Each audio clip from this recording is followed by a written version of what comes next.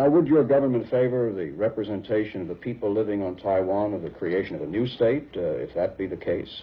Look, it's not for my government or any other government to say how the people of China should conduct their internal affairs. Taiwan is part and parcel of China, and this is a fact which has been confirmed not only by the Peking government, but even by the government of Chiang Kai-shek.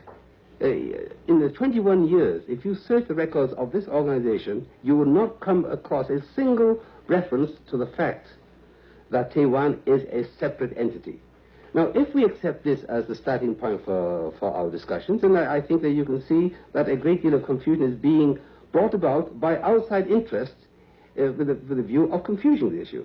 The United States position The United States position is not to expel anyone, but to accept the seating of the People's Republic of China, while at the same time, outside of the Security Council, accepting representation of those living on the island of Taiwan by the present representatives of China. The position of the United States for 21 years was diametrically opposed to reality and to justice.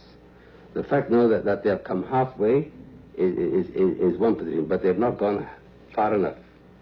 After all, it is only the presence of the United States fleet which is keeping the revolution in China from reaching its logical conclusion, which would be to take control of Taiwan and to allow the Taiwanese to become part and parcel of the state of China, as it's always been. So you see an outcome of this as it's always been. So you see an outcome of this if the Albanian proposition carries that they will take physical control of Taiwan? No, I don't think that they will take it by force of arms. What I'm saying is this, is that if the government based at Peking were disposed to having Taiwan become a separate entity, then the question of admitting Taiwan to the United Nations would be easy.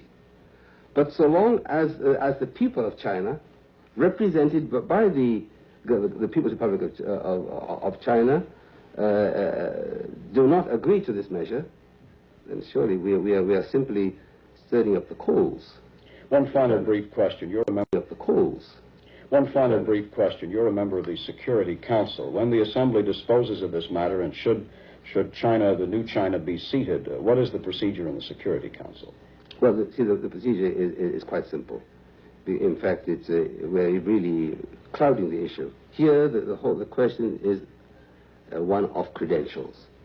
I don't know if you might recall, in February this year, my government did challenge the credentials of the present representatives of the Taiwan government in the Security Council, and we said that we would return to this question when the time is appropriate.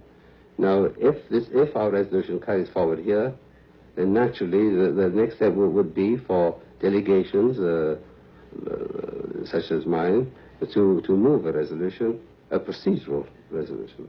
In the Security Council? Because on a procedural vote there can be no question of a veto. Thank you, Ambassador. Mitchell Krause talking to Somalia's Ambassador Abdulrahim Abi Farah. We also have with us this evening